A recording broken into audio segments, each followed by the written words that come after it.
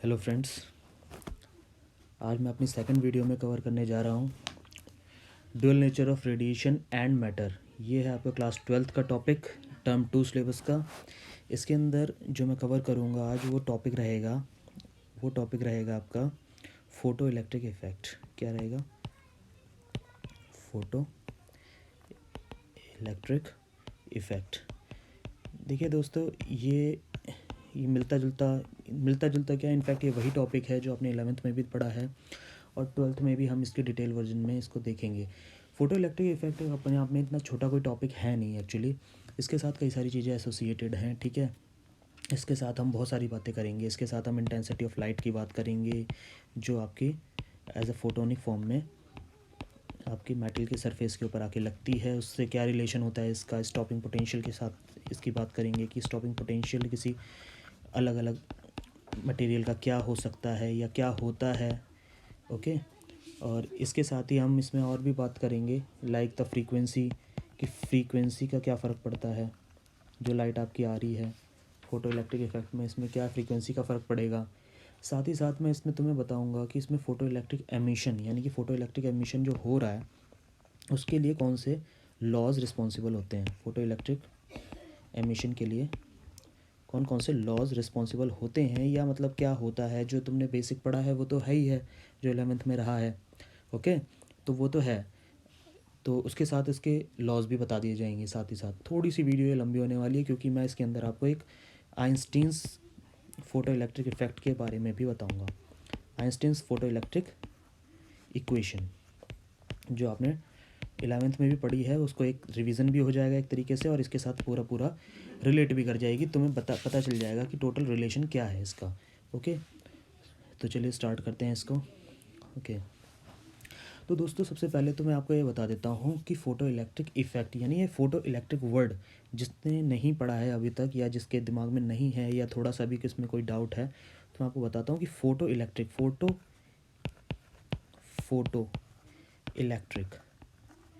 Photo electric दो अलग अलग टर्म से मिलकर बनता है, फ़ोटो इलेक्ट्रिक टर्म। और photo is responsible for light means solar radiation, okay, solar radiation, very good.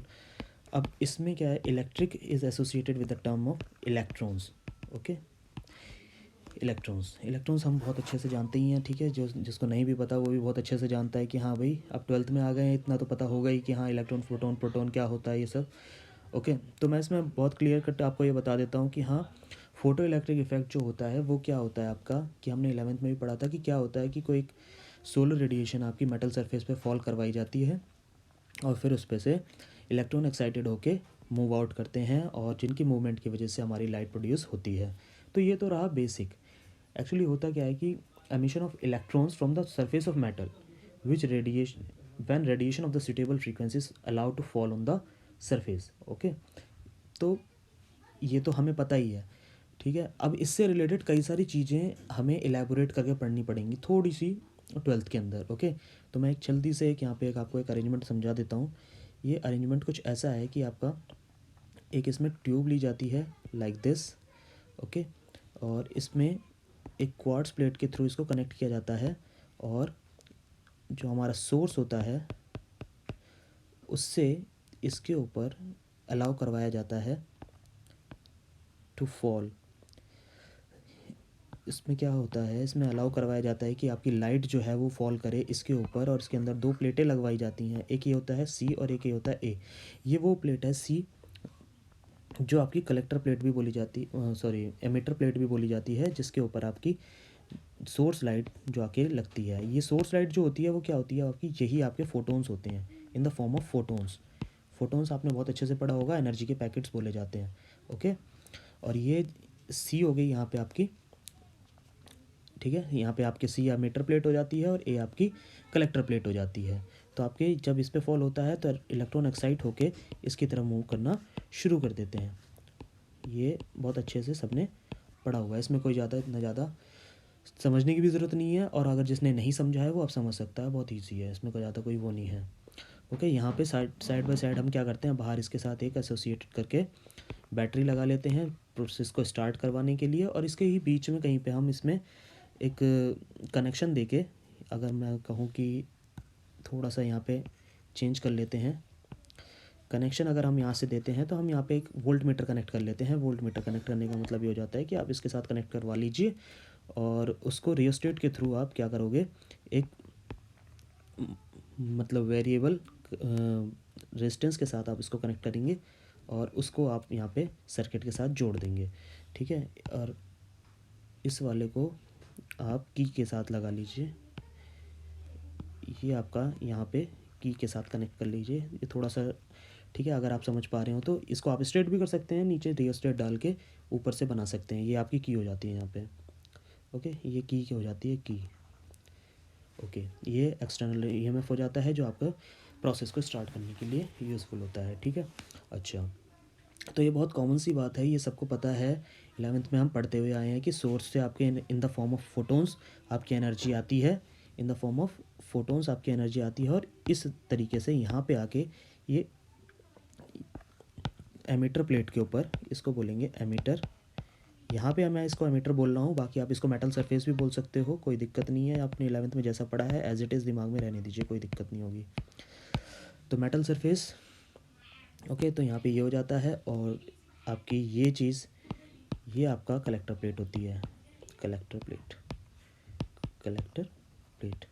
Okay, तो इसमें क्या है कि अगर हम देखें तो ये वाला डायग्राम आप ध्यान से दिमाग में रखिएगा इस चीज़ को। ठीक है, इसमें जो करंट पैदा होता है, यानी कि इसके थ्रू जो करंट पैदा होता है उसको बोला जाता है फोटो करंट या फिर फोटो इलेक्ट्रिक करंट।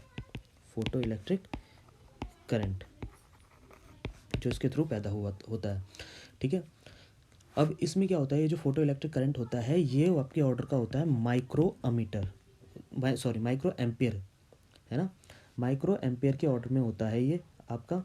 और इसको नापने के लिए इसी के अंदर सर्किट में जो भी आपने वोल्ट मीटर लगाया था वहाँ पे रीडिंग आपकी चेक करके दे देगा कि हाँ ये आपका माइक्रोमीटर है या एसोसिएटेड है, और इस ऑर्डर का वो आपको करंट निकाल के दे देगा।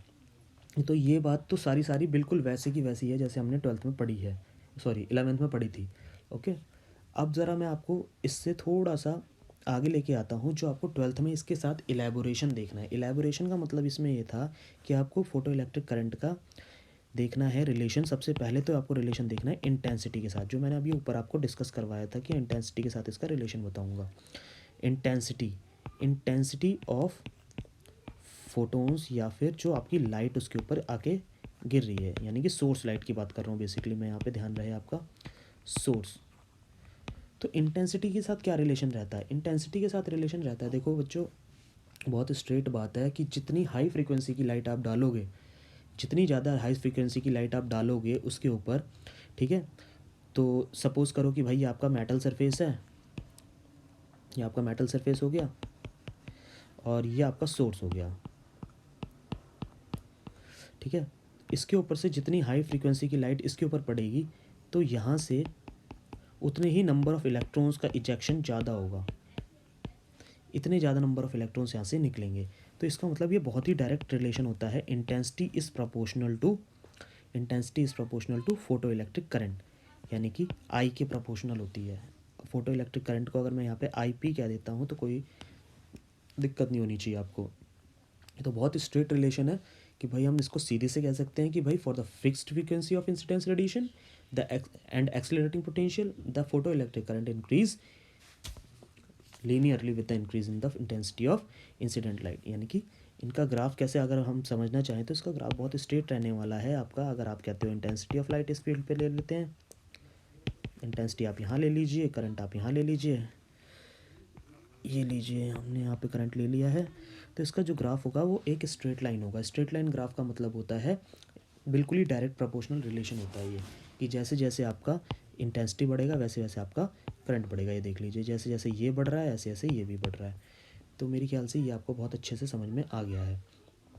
अच्छा, इसका जो सेकंड पार्ट बताया था मैंने आपसे, डिस्कस किया था सबसे टॉपिक ऊपर ही, तो उसमें क्या था, अब हम इसमें चेक करेंगे कि भाई effect of potential on photo electric effect current, कि पोटेंशियल का क्या फ़र्क पड़ता है। देखो एक एक मैं यहाँ पे पहले ग्राफ बना देता हूँ इसको पहले, फिर मैं इसको एक्सप्लेन करता हूँ आपको। ओके, ये देख लीजिए,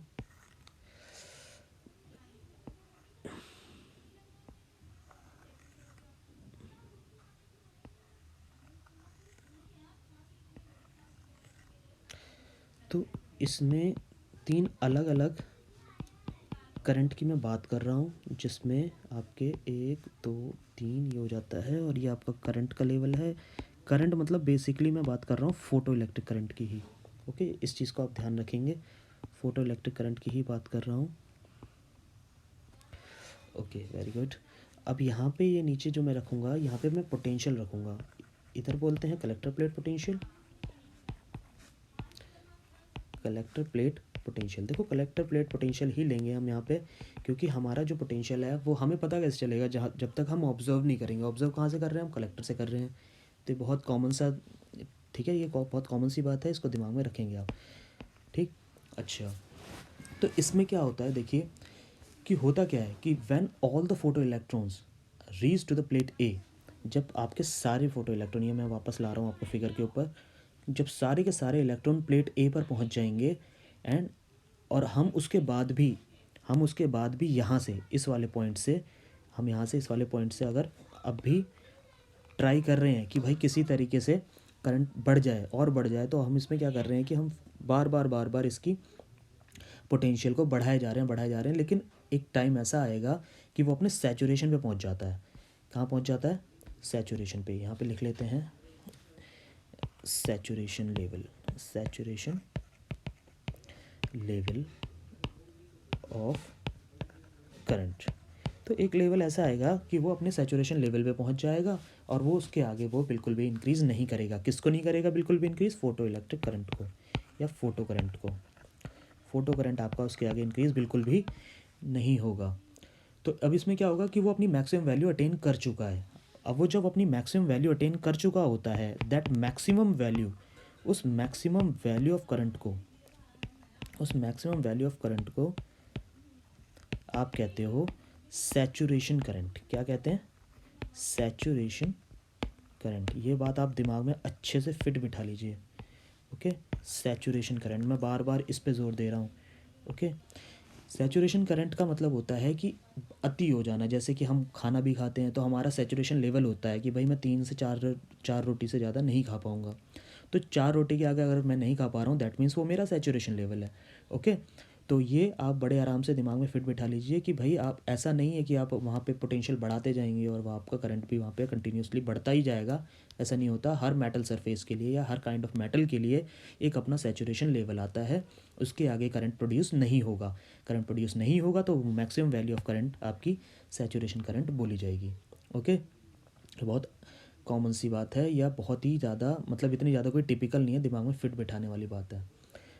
ओके, अब होता क्या है कि जब आप डिक्रीज़ करना शुरू करते हो पोटेंशियल, जब आप डिक्रीज़ करना पोटेंशियल शुरू करते हो, कलेक्टर प्लेट का पोटेंशियल अगर आप डिक्रीज़ करना शुरू करते हो, तो करंट डिक्रीज़ होना शुरू हो जाता है। भाई सीधी सी बात है, जैसे जैसे आप पोटेंशियल डिक्रीज़ करोगे, करंट भी वहाँ से डिक्रीज़ होना शुरू हो जाएगा। अब वो डिक्रीज़ होना शुरू हो जाता है, लेकिन क्या होता है कि आपका कलेक्टर प्लेट पोटेंशियल कम होते होते होते होते ज़ीरो तो पहुँच जाएगा। ये देख लीजिए यहाँ पे ज़ीरो तो पहुँच रहा है, लेकिन इस दौरान आपका करंट जो है वो ज़ीरो नहीं हो रहा। अगर करंट ज़ीरो होना होता तो करंट को भी नीचे आना होता है, इस जगह पे, यहाँ पे। ओके, लेकिन वो यहाँ नहीं आ रहा है, वो कहाँ आ रहा है? इस जगह पे आ रहा है। ये इस जगह पे आने का मतलब ये है कि उसमें अभी भी कहीं ना कहीं जो फोटो इलेक्ट्रॉन्स हैं वो ट्रैवल कर रहे हैं और कलेक्टर प्लेट पे पहुँच रहे हैं। ओके, कलेक्टर प्लेट पे पहुँचने का ये मतलब है कि कुछ ना कुछ वो करंट की रीडिंग शो करेगा ही करेगा। ओके, तो होता क्या है कि फिर इस दौरान में आपको क्या करना पड़ता है? कलेक्टर प्लेट पे एक रिवर्स पोटेंशियल डालना पड़ता है। रिवर्स पोटेंशियल का मतलब होता है नेगेटिव पोटेंशियल। ठीक है, तो अगर मैं बात करता हूँ, यहाँ पे देख लीजिए, अगर मैं बात करता हूँ minimum negative potential, minimum negative potential, that minimum negative potential required to make the the value of photo electric current zero. अगर आपको उसको ज़ीरो करना है, यानी कि आपको अगर उसको ज़ीरो करना चाहते हो, यहाँ पे लाना चाहते हो, इस पॉइंट पे लाना चाहते हो, तो आपको कुछ ना कुछ मिनिमम वैल्यू देनी पड़ेगी। That minimum value is said to be the V not, यानी कि minimum negative potential. Minimum negative potential बोला जाता है, और इसको अदर लैंग्वेज में स्टॉपिंग पोटेंशियल भी बोलते हैं। स्टॉपिंग पोटेंशियल, नाम से ही बहुत ही क्लियरफाई हो रहा है कि स्टॉपिंग पोटेंशियल, स्टॉप करना है आपको चीज़ को, तो स्टॉपिंग पोटेंशियल बोल सकते हो, या फिर सेम चीज़ को आप कट ऑफ पोटेंशियल भी बोल सकते हो। कट ऑफ पोटेंशियल मेरे ख्याल से बहुत इजी हो गया है आपके समझने के लिए, ठीक है, समझ में आ भी गया होगा, कोई इश्यू वाली बात नहीं है। तो हम आगे बढ़ते हैं। अगर यहाँ पे आपको समझ में आ जाता है तो ये वेल एंड गुड।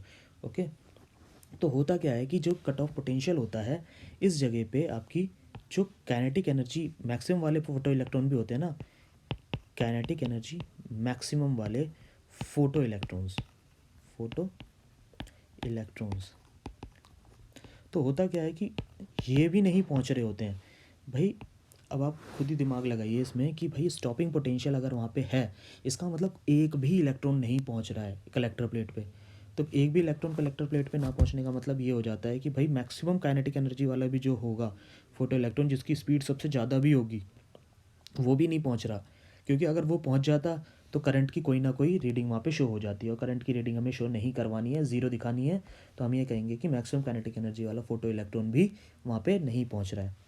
तो अब हम क्या करेंगे यहाँ पे, तो उस दौरान क्या होगा, जो आपका काइनेटिक एनर्जी मैक्सिमम के केस होगा, उस दौरान में आपका जो आपका एनर्जी आएगी इलेक्ट्रॉन वोल्ट में, इस दौरान आपकी वो आएगी जो मैक्सिमम वेलोसिटी वाला, जो मैक्सिमम वेलोसिटी वाला आपका इलेक्ट्रॉन होगा, जो मैक्सिमम वेलोसिटी वाला आपका इलेक्ट्रॉन होगा, फास्टेस्ट इलेक्ट्रॉन यानी फास्टेस्ट फोटो इलेक्ट्रॉन, वो भी वहाँ पे नहीं रीच कर पा रहा होगा। कहाँ पे नहीं रीच कर पा रहा होगा, अगर आप अपना ऊपर का डायग्राम खोलें तो इसकी बात कर रहा हूँ मैं, इस ए पॉइंट की बात कर रहा हूँ, ये वाले ए पॉइंट की। ओके, यहाँ पे नहीं पहुँच पा रहा होगा ये, यहाँ से ये जो इलेक्ट्रॉन चल रहे हैं, जो बीच में इलेक्ट्रॉन चल रहे हैं, ये यहाँ से नहीं पहुँच पाएगा।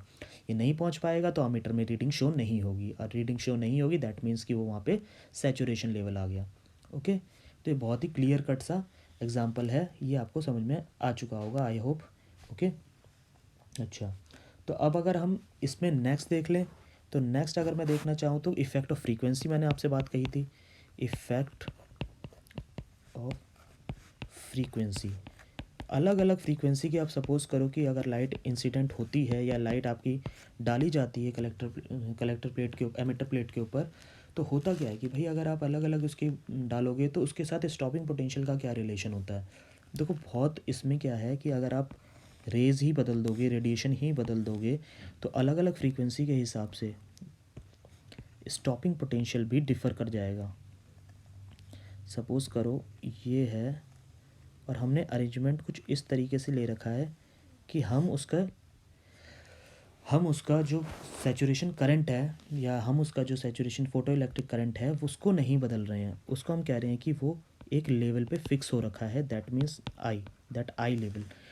ठीक है, तो जो वोल्टेज रहेगा, जो आपका वोल्टेज रहेगा, वो अलग अलग फ्रीक्वेंसी के लिए अलग अलग रहेगा। ठीक है, तो यहाँ हम लिख सकते हैं कि भाई ये तो हो गया आपका saturation current. Okay, saturation current.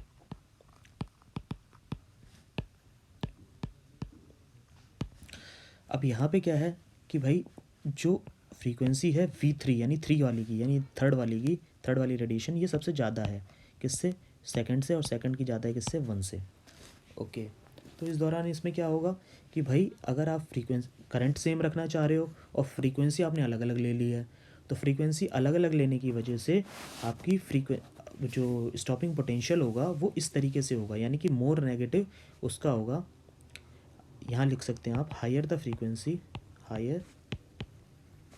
Frequency more negative the stopping potential, more negative the stopping potential को V0 से शो कर रहा हूँ मैं यहाँ पे। ओके, तो आई होप इसमें कोई दिक्कत नहीं होगी आपको। ओके, अच्छा, तो ये मैं बता चुका हूँ, अब इसमें इससे ज़्यादा इलेबोरेशन करने की ज़रूरत नहीं है। अगर आपका टॉपिक आता भी है तो आप ये ग्राफ बनाओ और इसको अपनी 2-3 लाइन में समझा दो, ये आपका बड़ी आसानी से इतने में बात बन जाएगी। ओके, चलिए ठीक है। अब इसके बाद बात आती है laws of photo electric emission. मैंने आपको बताया था कि फोटो इलेक्ट्रिक एमिशन के दौरान लॉज की, उन लॉज की बात करते हैं हम कि जो वो लॉ होल्ड करता है। लॉ देखो सिंपल वही वाले लॉज हैं जो हमने 11th में पढ़े हैं कि किसी गिवन मटेरियल के लिए या किसी given frequency of light radiation के लिए फोटो इलेक्ट्रिक करंट जो होगा वो आपके number of photo electron ejected per second is directly proportional to the intensity of the incident of light. तो जो पहला लॉ ये कहता है कि भाई किसी फिक्स फ्रीक्वेंसी की लाइट के लिए अगर आप फोटो इलेक्ट्रिक करंट को देखना चाहते हो तो फोटो इलेक्ट्रिक करंट जो पर सेकंड निकल रहा होगा, फोटो इलेक्ट्रिक करंट जो पर सेकंड निकल रहा होगा वो किसके प्रोपोर्शनल होगा, डायरेक्टली इंटेंसिटी के। तो अगर मैं इसको एक सेकेंड यहाँ पे सेम हो जाएगा, तो हम इसको आई ले लेते हैं, यानी करंट के लिए आई ले लेते हैं और इंटेंसिटी के लिए कैपिटल आई ले लिया।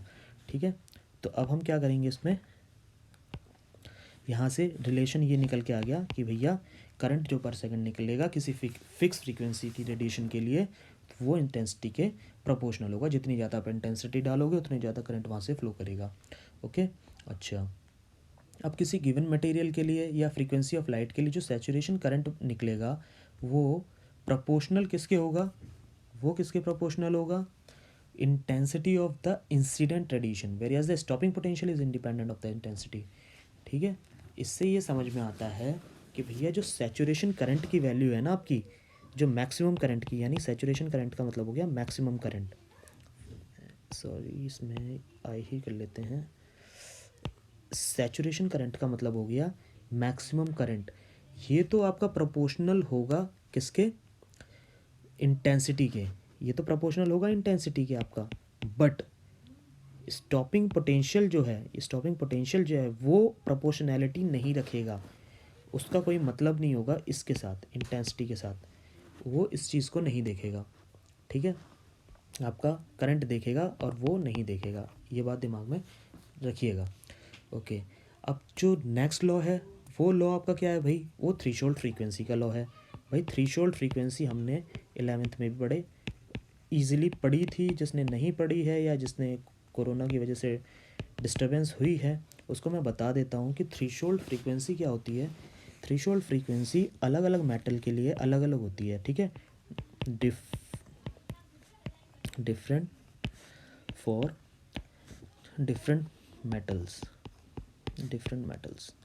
तो इसमें होता क्या है, देखो हमने एक बार डायग्राम पे वापस अगर हम आ जाते हैं तो ये देख लीजिए, ये जो आपने मेटल यूज़ किया है यहाँ पे, ये इस जगह पे, ये मैं यहाँ पे आपको मार्क करके दिखा देता हूँ, ये वाला, ये जो हम यहाँ पे मेटल ले रहे हैं एमिटर प्लेट पे, तो ये जो मेटल है इसकी कुछ मिनिमम फ्रीक्वेंसी होती है। ऐसा नहीं होता है कि आपका लाइट आके उस पर, यानी कि सोर्स लाइट आके उस पर लगे और वो एकदम से इलेक्ट्रॉन निकालना शुरू कर दे। ठीक है, फोटो इलेक्ट्रिक इफेक्ट जिसने पढ़ा है उसको बहुत इजीली अच्छे से पता है कि उसकी कुछ मिनिमम फ्रीक्वेंसी होती है।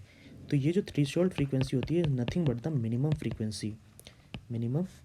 फ्रीक्वेंसी जिसके, जो कि उस इलेक्ट्रॉन को एक्साइट करने में रह जाती है। ठीक है, दिस फ्रीक्वेंसी, मिनिमम फ्रीक्वेंसी क्या होती है, required to excite the electrons of surface of metal के सरफेस के जो इलेक्ट्रॉन्स होते हैं उनको एक्साइट करने में जो भी मिनिमम फ्रीक्वेंसी लगती है, that minimum frequency said to be threshold frequency. जिसको अभी समझ में आ जाता है वो वेल एंड गुड है, अदरवाइज जब मैं आइंस्टीन की आगे फोटो इलेक्ट्रिक इक्वेशन समझाऊंगा तो उसमें और भी ज़्यादा अच्छे से क्लियर हो जाएगा। ओके, तो यहाँ तक ये सारी जितनी बात रही थी, ये जितने भी लॉज मैंने आपको इसमें बता दिए हैं, और ये पूरा photo electric effect with the help of stopping potential, frequency और आपका जितना भी इसके अंदर कट ऑफ पोटेंशियल वगैरह बता दिया है मैंने, ये सब आपका 12th से रिलेटेड सारा टॉपिक है और डिटेल वर्जन है आपकी फ़ोटो इलेक्ट्रिक इफेक्ट की। अब इसको थोड़ा सा अगर हम देखें कि आप रिवीजन के तौर पे भी समझ लीजिए, या ये कह लीजिए कि हाँ इसका relation Einstein photo electric equation के साथ कैसे है, क्योंकि हमें एनर्जी क्वांटम ऑफ रेडिएशन भी देखना है आगे। ठीक है, एनर्जी क्वांटम ऑफ रिलेशन जो कि आपका आइंस्टीन के अंदर आता है, यानी कि आइंस्टीन की इक्वेशन के अंदर आता है। मैंने अभी आपको बताया था सबसे पहले ही कि आइंस्टीन्स की जो फोटो इलेक्ट्रिक इक्वेशन है वो भी डिस्कस करनी है हमें, and that all come under the energy quantum, यानी एनर्जी के क्वांटम वाले टॉपिक के अंदर आती है एनर्जी क्वांटम। देखो क्वांटम वर्ड्स को सुन के घबराना नहीं है, जिसको नहीं आता है मैं उसको बता देता हूँ एनर्जी क्वांटम का क्या मतलब है।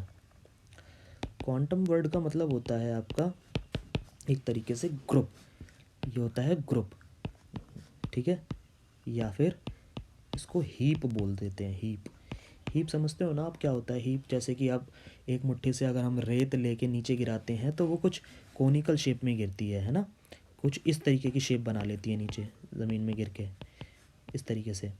तो ये जो शेप बन जाती है इसको कहते हैं हीप, यानी कि in the sense of group भी कहा जा सकता है। तो जो हमारी सोर्स एनर्जी आती है ना, सोलर रेडिएशन आती है, वो एनर्जी के पैकेट के फॉर्म में आती है। किसके फॉर्म में आती है? एनर्जी के पैकेट के फॉर्म में।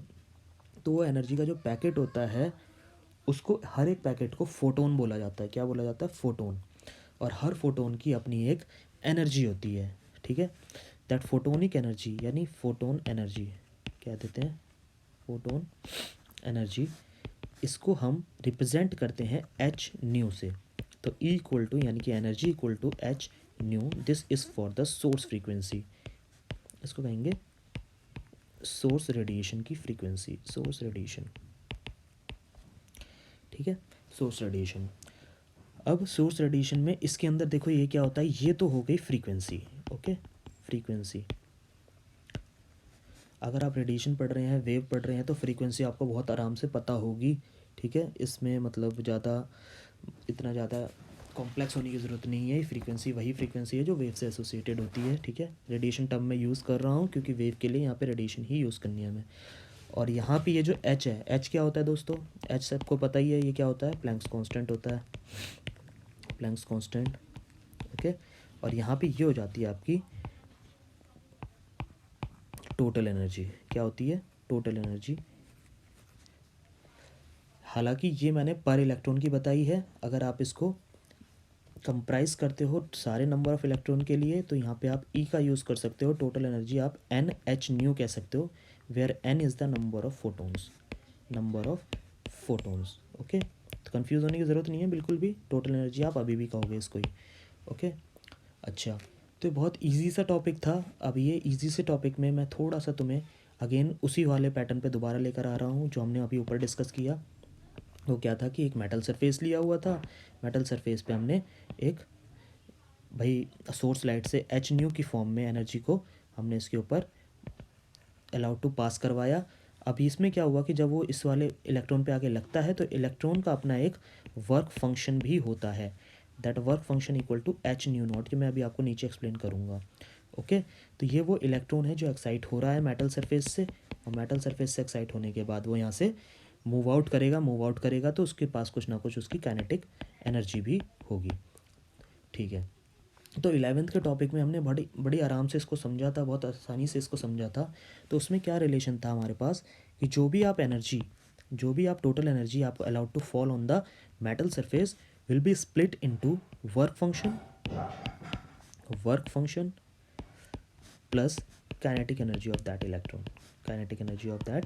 इलेक्ट्रॉन। अब ये वर्क फंक्शन क्या है? वर्क फंक्शन ये क्या है? Is nothing but the minimum function या मिनिमम एनर्जी या थ्रेशोल्ड एनर्जी भी बोलते हैं इसको, threshold energy.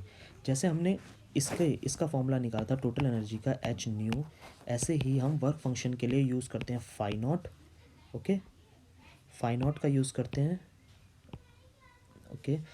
And that phi naught की वैल्यू आपकी क्या होगी? H nu naught. अब ये न्यू नॉट क्या होता है? न्यू नॉट क्या होता है आपका? Frequency of metal. उस मेटल के लिए जो फ्रीक्वेंसी रिक्वायरमेंट है, मिनिमम फ्रीक्वेंसी रिक्वायरमेंट है, जो अभी मैंने ऊपर भी डिस्कस करी थी, ये वो है, ओके। आई होप आपकी ये चीज़ें समझ में आ गई हैं। एच अगेन आपका वही प्लैंक्स कांस्टेंट है, इसमें बार बार बताने की ज़रूरत नहीं होनी चाहिए आपको, ओके। तो ये प्लैंक कांस्टेंट हो जाता है। तो होता क्या है कि आपका यहाँ पे जो सोर्स है, सोर्स से आप लाइट यहाँ पे अलाउड करोगे, फॉल करवाओगे कहाँ पे? इस मेटलिक सरफेस पे, इस वाले मेटलिक सरफेस पे। तो होगा क्या कि इस वाले मेटलिक सरफेस पे जब आपकी लाइट फॉल करेगी तो ये कुछ मिनिमम एनर्जी यानी कुछ मिनिमम फंक्शन को गेन करेगा उस इलेक्ट्रॉन को एक्साइट करने के लिए। मैंने आपको बताया था this is for excitation of electron, excitation of electron, okay. तो जब भी एक्साइटेशन ऑफ इलेक्ट्रॉन हो जाएगा उसके बाद आपका इलेक्ट्रॉन मूव करना शुरू कर देगा, जो जहाँ से आपकी क्या रिस्पॉन्सिबिलिटी आ जाएगी? काइनेटिक एनर्जी की रिस्पॉन्सिबिलिटी आ जाएगी for the movement of electron. ये मूवमेंट के लिए सबको पता है कि काइनेटिक एनर्जी किससे एसोसिएटेड होती है? मोशन से एसोसिएट होती है। तो फाइनल फॉर्मूला जो इसका बन के निकलता है वो निकलता है E equal to work function यानी कि phi naught plus kinetic energy. इसको फॉर्मुलेट कर लें तो ये होता है एच न्यू, ये हो जाता है एच न्यू नॉट, और ये हो जाता है half M V square. This is the required photo electric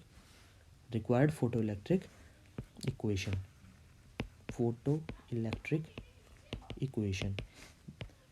देखो ये जो फोटो इलेक्ट्रिक इक्वेशन थी ये आइंस्टीन द्वारा दी गई थी और ये रिलेट भी कर रही है हमने जो टॉपिक अभी सबसे ऊपर पढ़ा है, यानी कि फोटो इलेक्ट्रिक इफेक्ट ओवरऑल जो हमने डिटेल वर्जन अभी ऊपर देख लिया है is nothing but the briefing of this equation only. Okay, हमने क्या करा है एक तरीके से इसको ही ब्रीफ कर लिया है, क्योंकि ये तो हमने 11th के पार्ट में पढ़ ही लिया था। अब हमें आगे भी देखना है कि भाई जो हम मेटल यूज़ कर रहे हैं वो मेटल का स्टॉपिंग पोटेंशियल क्या है, या कितनी कितनी अलग अलग रेंज की फ्रीक्वेंसीज़ को वो हैंडल कर सकता है। देखो हर मेटल के साथ उसकी स्टॉपिंग पोटेंशियल से लेके सैचुरेशन करंट वगैरह सब आपको नोटेड मिलेगा। अगर आप भाई इन प्रैक्टिकल में बात करूं, अगर आप मार्केट में भी जाते हैं कुछ इस एपेरेटस इससे रिलेटेड एपेरेटस लेने, तो मेटल के ऊपर आपको ये सब चीज़ें लिखी हुई मिलेंगी, जिससे कि ये पता चलेगा कि आप किस रेंज की इसके ऊपर रेडिएशन से का यूज़ कर सकते हो इसको कंप्लीट करवाने के लिए। तो आज मैंने आपको पूरा फोटो इलेक्ट्रिक का सेशन दे दिया है, स्टॉपिंग पोटेंशियल से लेके थ्रेशोल्ड फ्रीक्वेंसी, आइंस्टाइन इक्वेशन, ये सब इसके अंदर इंक्लूड है, इससे रिलेटेड सब कुछ है इसके अंदर, इसके अलावा कुछ भी नहीं है। अगर आप चाहो तो इससे आप 5 नंबर की भी तैयारी कर सकते हो, इससे आप 1-2 नंबर के क्वेश्चंस की भी तैयारी बड़े ईजिली कर सकते हो। इससे रिलेटेड अगर आपको कोई भी डाउट हो या आप चाहते हो कि कोई अलग भी वीडियो बने किसी अलग टॉपिक पे, तो प्लीज़ कमेंट में अपना एडवाइस ज़रूर दीजिए। तो यहाँ पे फ़ोटो इलेक्ट्रिक इफ़ेक्ट हमारा पूरा कंप्लीट हो जाता है। अगर कोई भी किसी को डाउट हो तो मुझे प्लीज़ बताइए कमेंट के रूप में। ओके, आज की वीडियो यहीं तक। Thank you so much.